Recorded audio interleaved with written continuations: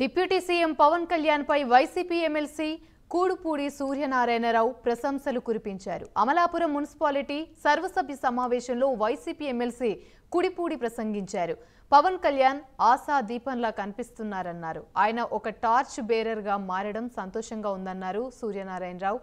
ONGC పైన జరిగిన ఉద్యమంలో పవన్ కళ్యాణ్ 2014 నుంచి ఆసక్తిగా ఉత్సాహం చూపించేవారని, తానే వచ్చి రిలయన్స్ పైప్ లైన్లు పీకేస్తానన్నారని సూర్యనారాయణరావు తెలిపారు.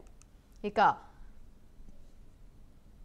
ప్రభుత్వం చేపట్టిన ప్రతి కార్యక్రమాన్ని క్షేత్రస్థాయిలో అర్హులైన లబ్ధిదారులందరికీ చేరేలా అధికారులు చిత్తశుద్ధితో పనిచేయాలని రాష్ట్ర పర్యాటక సాంస్కృతిక సినిమా అటోగ్రఫీ శాఖ మంత్రి కందుల దుర్గేష్ అన్నారు. నిడవతోలు మండలం ప్రజా పరిషత్ కార్యాలయంలో ఏర్పాటు చేసిన మండల స్థాయి సమీక్షా సమావేశానికి ఆయన హాజరయ్యారు. ప్రభుత్వం అమలు చేస్తున్న అభివృద్ధి సంక్షేమ కార్యక్రమాల అమలు తీరుపై మండల స్థాయి అధికారులతో సమీక్షించారు. ప్రజా నిధులు ప్రజా ప్రతినిధులు అధికారులు సమన్వయంతో పనిచేస్తూ నిరంతరం ప్రజలకు అందుబాటులో ఉంటూ ప్రభుత్వానికి మంచి పేరును తెచ్చే బాధ్యత మనపై ఉందని మంత్రి దుర్గేష్ తెలిపారు. జూలై నుండి అర్హులైన వృద్ధాప్య, వితంతు, వికలాంగు పెన్షన్లను లబ్ధిదారులకు అందిస్తామన్నారు.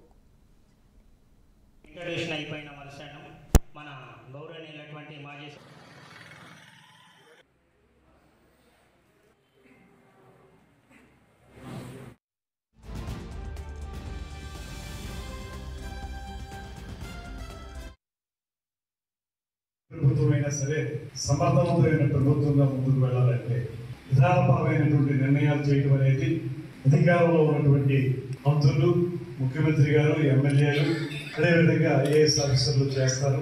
ఆ విధానపరమైనటువంటి నిర్ణయాల్ని క్షేత్రస్థాయిలోకి తీసుకువెళ్ళి వాటిని అమలు చేయాల్సినటువంటి బాధ్యత ఎగ్జిక్యూటివ్స్ అయినటువంటి మీ మీద ఉంది.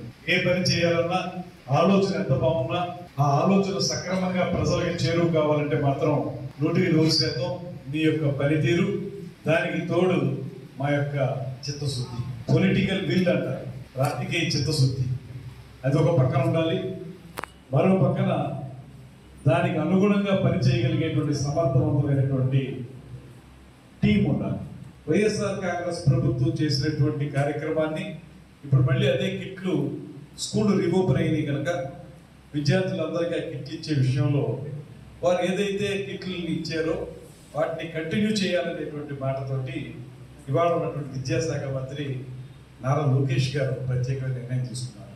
ఎక్కడా కూడా గత ప్రభుత్వంలో చేశారు, వాళ్ళ ఏవో పేర్లు ఉంటాయి, వీటి జోలికి వెళ్ళద్దు, మనం ఏదైతే కార్యక్రమాన్ని కొనసాగించాలో దాన్ని కొనసాగిద్దామనేటువంటి మాట వారు చెప్పినప్పుడు ఆ మ్యాగ్నానిమిటీ అంటాం, ఆ మ్యాగ్నానిమిటీ మనకు కనపడింది అనేటువంటి విషయాన్ని చెప్తున్నాను. రాష్ట్రాన్ని అభివృద్ధి చేయాలనేటువంటి ఆలోచనతో ప్రభుత్వంగా ముందు మీరు గుర్తించండి, మీ మనసులోకి తీసుకోండి. గడిచిన 5 సంవత్సరాల కాలంలో మీలో చాలా మంది 5 సంవత్సరాలు ఉంటారు, లేకపోతే 3 సంవత్సరాలు 2 సంవత్సరాలు ఉంటారు. ఇక్కడ గడిచిన కొంతకాలంగా ఒక రకమైన భావజాలానికి అలవాటు పడిపోయినటువంటి పరిస్థితి మీరు కనపడదు. ఆ ప్రభుత్వం అలా చెప్పింది కాబట్టి అలా చేయాలి కనుక ఇవాళ ఉన్నటువంటి దానికి మాత్రం మీరు ఖచ్చితంగా దానికి తగ్గట్టుగా మనం ప్రవర్తించాల్సిన అవసరం.